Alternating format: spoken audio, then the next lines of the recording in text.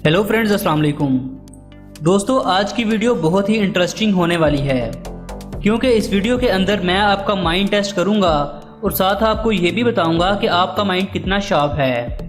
लेकिन आगे बढ़ने से पहले हमेशा की तरह नए आने वाले दोस्तों से एक छोटी सी गुजारिश है कि अगर आपको मेरी ये वीडियो अच्छी लगे तो इस चैनल को सब्सक्राइब करें और साथ बेल नोटिफिकेशन को ऑन कर लें। तो चलिए बढ़ते हैं अपनी वीडियो की जानिब।